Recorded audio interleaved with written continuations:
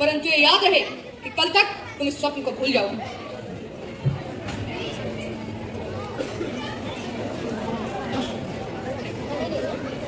ओह, ये कैसा स्वप्न था? आज तो शंकर। क्या हुआ भैया? आप जग कैसे गए? क्या आपको प्यास लगी है या कोई स्वप्न देखा कुछ कह रहे थे? हाँ, स्वप्न नहीं था, पर कुछ खास नहीं। हाँ, प्यास तो लगी है, पर मैं स्वयं ले लूँ। तुम सो जाओ, रात्रि का अंतिम पहर है। नहीं भ्राताश्री, मेरे होते हुए आप स्वयं ही पानी क्यों लेंगे? मैं लाता हूँ, जरा ठहरिए।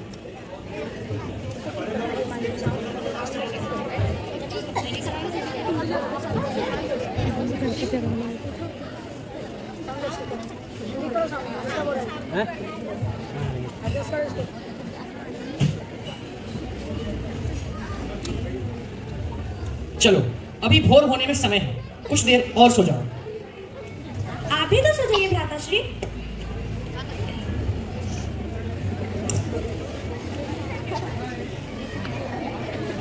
नींद नहीं आ रही, भोर भी होने ही वाली है।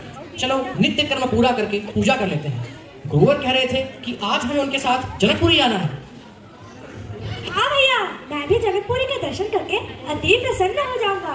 मुझे तो नए स्थान देखने में सदा ही आनंद आता है। उचित, चलो तैयार हो गए।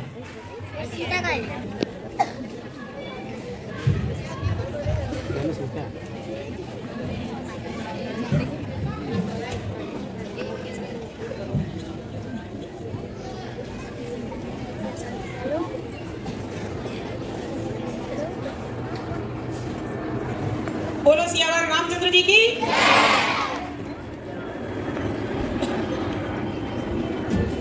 दोनों भाई राम लक्ष्मण अपने गुरु विश्वामित्र जी के साथ में जनकपुरी को जा रहे हैं। सारे कैरेक्टर्स यहाँ हमने ऐड नहीं कर सकते थे, तो थोड़ा काल्पनिक है, थोड़ा आप हम डायलॉग्स बोल देंगे।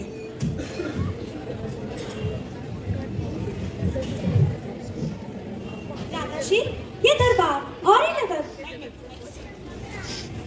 भ्राताश्री, ये दरबार और ये नगर दोनों ही अति सुंदर है। शांत रहो प्रिय अनुज, यहाँ सभी बड़े और गुरुवर विराजमान हैं। इस प्रकार की बातें करना अनुशासनहीनता माना जाता है। इस समय आप लोग राजा जनक के दरबार में, जहाँ स्वयंवर चल रहा है, धनुष यज्ञ चल रहा है।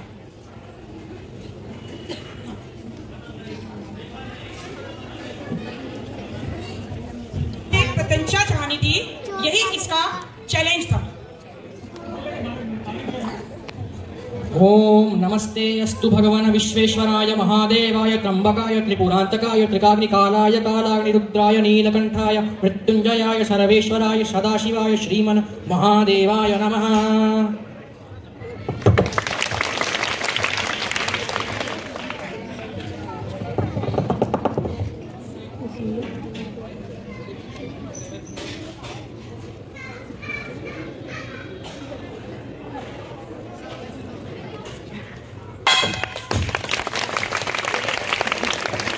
कौन है ये दुष्ट? किसने किया ये दुस्साहस? ये टंकार की ध्वनि यहीं से आई थी।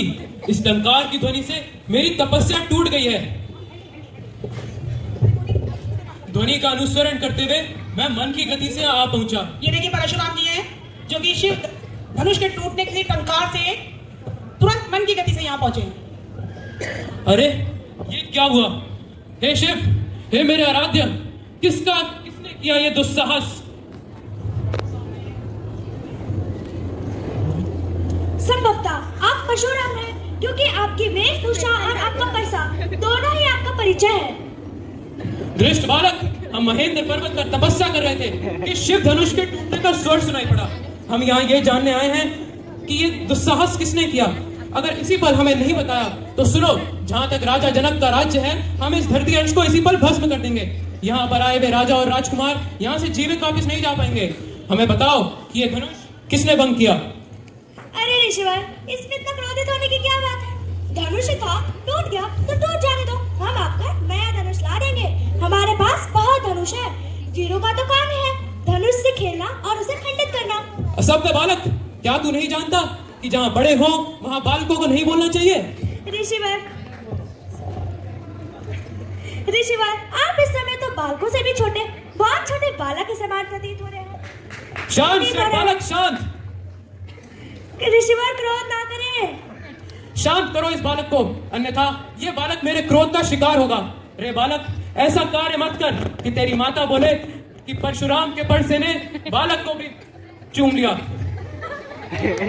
ऋषिवर, माता का नाम ले ना ले। जो वीर होते हैं वो बात नहीं करते, ये कायर पुरुषों की निशानी है। और जिस धनुष के टूटने पर ऋषिवर आप इतना क्रोधित हो रहे हैं, ऐसे ना जाने कितने धनुष हमने बचपन में खेल खेल में खंडित कर दिए। इस बालक को मेरे सामने से ले जाओ, मैं इसे देखना भी नहीं चाहता। ये बहुत ही उद्दंड बालक है। ऋषिवर, आप अपनी आंखें बंद कर लीजिए, मैं आपको दिखाई नहीं दूंगा। क्या तू नहीं जानता मैं कौन हूँ? इसे बताओ कि मैं एक वेद पाठी ब्राह्मणी नहीं, 21 बार इस धरती को क्षत्रिय विहीन कर चुका हूँ। ऋषिवर, आप स्वयं ही अपनी इतनी प्रशंसा कर चुके हैं कि अन्य को आपके बारे में बताने की आवश्यकता ही नहीं। बताइए बताइए, ये भी बताइए, आप ही है ना जिसने पितृ ऋण चुकाने के लिए इसी परसे से अपनी माता की गर्दन भी काट दी थी? बताइए बताइए, ये भी बताइए, सुनाइए अपने कपूर कार्यों की महान गाथाएं। बस बस बस, बहुत हुआ। सभा में उपस्थित सभी लोग सुने। यदि मेरे द्वारा इस बालक को कुछ हो जाता है तो मुझे दोष ना देना। मुझे स्वयं पर आश्चर्य है कि ये बालक अभी तक मेरे सामने जीवित कैसे खड़ा है। संभवतः इसलिए कि मैं अभी सिर्फ इस शिव धनुष को भंग करने वाले को ही ढूंढ रहा हूँ। पहले उसका वध करूंगा, उसे मृत्यु दंड दूंगा, फिर इस बालक से बात करूंगा। शांत लक्ष्मण, शांत। शांत लक्ष्मण, शांत।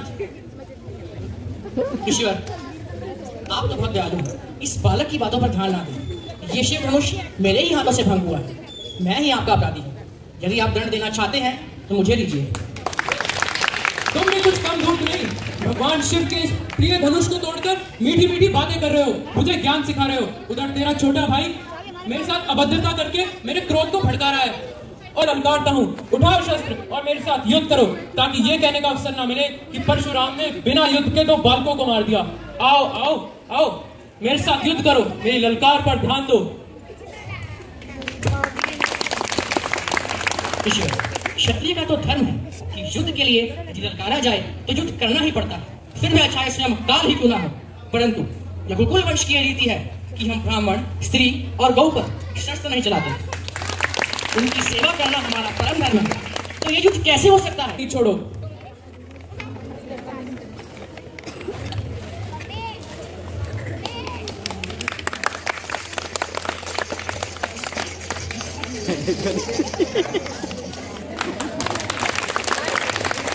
शिव के आशीर्वाद से मिले तुम्हारी प्रसिद्धि चारों दिशाओं में फैले राम।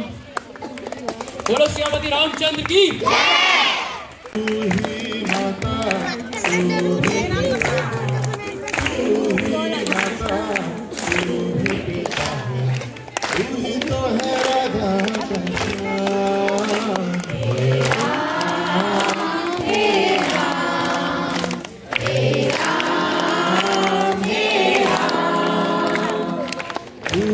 बिगाड़े, तू ही संभाले, तू ही बिगाड़े।